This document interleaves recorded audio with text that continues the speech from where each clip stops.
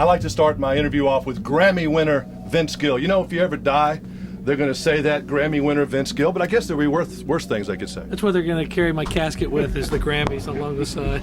Well, you know, 15, that is really unbelievable. And it's not just someone in country music that votes for some of those, is it? No, I think it's a pretty interesting group of people that wind up voting for Grammys, because I think a lot of times Nashville looks at the Grammys and say it's not very representative of what's going on in Nashville, and that always kind of stings a little bit, you know, because I've won so many Grammys. But I think it's a really neat broad section of musical people, and I think what's good about it is that it's not necessarily as much of a popularity contest as some of the other award shows can be. And so, you know, I know there's people like Sheryl Crow and Sting and all kinds of folks voting in categories and voting for records they like. You know, it's pretty frightening. I think I've known you now 27 years. I figured that out today. And I know that we all go through in our lives, as we go through our careers, we come in peaks and valleys. You've been very blessed with your career. And I think that, in my opinion, you're kind of recharged. I think this last ambitious album got you pretty excited about being back out there on that stage again. Well, I think that it's real easy to, I think it'd be real easy to assume that.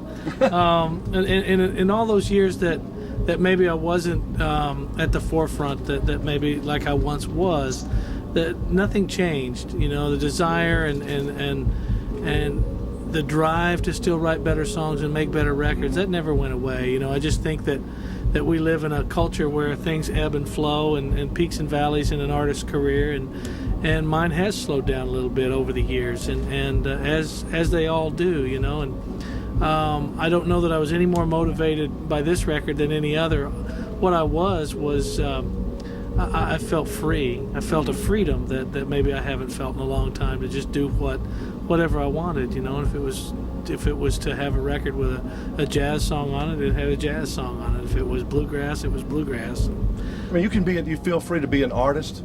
I always have. I really do. I don't think that there's been any point of my career where I said, well, I probably sold out in this era or this stretch of time. I always felt like I was still trying to write great songs and make great records throughout all this. You know, when we were watching a moment ago Merle Haggard on television, I think the most impossible thing to do in the music business is really longevity. Most people don't last 2 or 3 years, 5 years. I mean, to be around a long time is difficult. I think it is, and I think that if you look at artists that have longevity, you'll find talent at the end of the day, and people that really are gifted, you know. And Johnny Cash, you know, for nearly 50 years kept showing us what art looked like, you know, and Willie Nelson and people like that you know, I just think that, you know, Eric Clapton would be a great study, and since the 60s has still been making great records and influencing people, and that to me is the bottom line. At the end of the day, you can I always tell my kid, who's kind of interested in getting in the business, I said, you know, you can get the door open any way you want. I said, but once you get it open, you better have some talent, you know, once it's open. How good has that guitar been to you? Which one? Anyone. I know you have several. You know, how is that fact that you're a guitar player, you know, that you don't have to just lend on your singing? I mean, you're a great guitar player. Well, you know, I think it's a great comfort knowing I could make a living just as a guitar player and play with somebody if I had to, if I lost my voice or was not able to sing or lost my record deal or any of those kinds of things that might happen. And I think I've always approached my career from a different place, because I am an artist, but I'm a musician first, and they kind of coexist. When you go out and face a crowd, I know all the crowds are different. Right before you go on, are you a butterfly kind of guy? I mean, even Eddie Arnold told me he got little butterflies before he goes on stage. I know you don't seem too butterfly right now as we interview you 2 hours before you play. I've always had a pretty easygoing demeanor about all this. I think that there's still in everybody that's crazy enough to stand up in front of people and play or sing and hope for something to be received after you get done. You can't ever get past, no matter how well you do or how poor you do, you can't help but want that something coming back after you finish, you know, and you want them to like you. You wouldn't stand up there in front of people and do this if you didn't have a hope and a wish that they liked what it was that you're doing. What's been the coolest thing about this job when you think about it? Is it meeting some of your heroes? I mean, what has been the thing? I know you do a lot of charity work, which I think is very nice and needs to be recognized, but what's the cool thing for you in this job?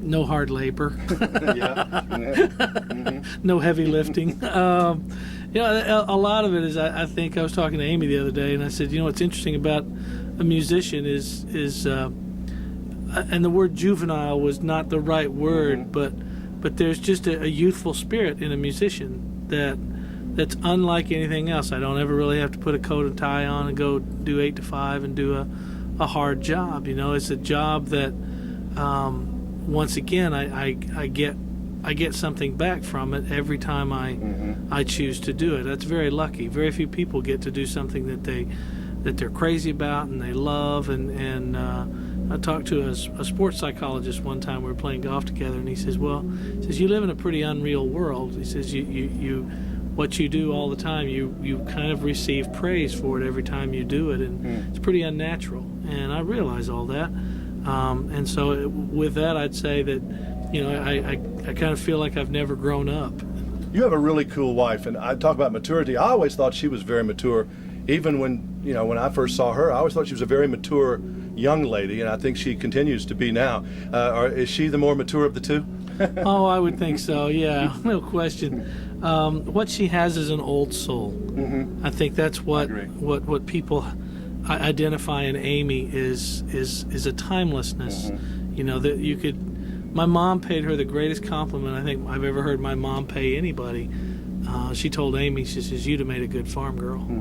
My mom grew up on a farm, knew hard times, knew hard work, knew all those kinds of things, and she really admires Amy. And that's what I see in Amy is that she could have lived in any stretch of time. I know one thing about both of you, and I know she respected a lot Minnie Pearl because I worked with her on a Minnie Pearl special back 1,000 years ago. One thing that I noticed about both of you that seems to be missing in some cases, you respect old people and you respect history and tradition. Well, that just comes with, I would think, good family upbringing, and a good sense of right and wrong and respect, and I don't care who it is. They don't have to be a singer or a famous person to be a generation before me to get my respect. I open doors for ladies, and yes ma'am, and yes sir, and that's just sometimes I offend people by saying yes ma'am to them. A woman will say, "I'm not old enough to be called ma'am." I said, "Well, if you were 15 or 20, I'd say yes ma'am to you." So yeah, I think that we both possess similar qualities, in the way we approach life. We both are. I think we both have a realization that the gifts we've been given are special, but they never allow us to make us be the ones that are special. It's just the gift, and I think therein lies the difference in some people. They wind up with a great gift, and then they think it makes them special. When you're perceived as being, and you are perceived as you're a good guy, you have a hard time saying no to people because you really are a nice guy. If they get to you, you have a hard time saying no because you want to please people. Yeah, it's hard to say no. I just, if you've got enough time in the day and somebody needs you, I think that's just the human condition tells you to be that way. So I'm not real selfish with my time. I never have been, and don't want to start. I feel like, well, yeah, I'll take care of that if you need some help. So I say no a lot more than I think most people would think, just because there's only 24 hours in a day, and you can't get everything done that you'd like to, and just try to do the best you can with the time you've got. Think about, and there's not one answer for this, but think about, before we go, the coolest moment of all your whole career, the one time you looked out in the audience and said, "Man, this is pretty neat." Is there one or two particular events when you had almost a out-of-body experience and said, "I can't believe I'm doing this in this particular place"? Well, there's several. You're right. This is not a good one answer question. I think getting to do American Bandstand was a pretty neat moment for me. Getting to do Johnny Carson with Johnny Carson was a neat moment. There's all kinds of things, that I never would have expected I could have done. Playing that Eric Clapton Guitar Festival was, I think you told me it was pretty cool. Yeah, it was extremely special because it was chock full of people I admired and learned how to play the guitar from, and Never thought I'd meet a president. I never thought I'd, be on the Grand Ole Opry. I never, And then through it all, I married a beautiful woman, and I have a kind soul to share my life with, and that's maybe the best of all. There's probably a country song in there somewhere if you were right on that legal path.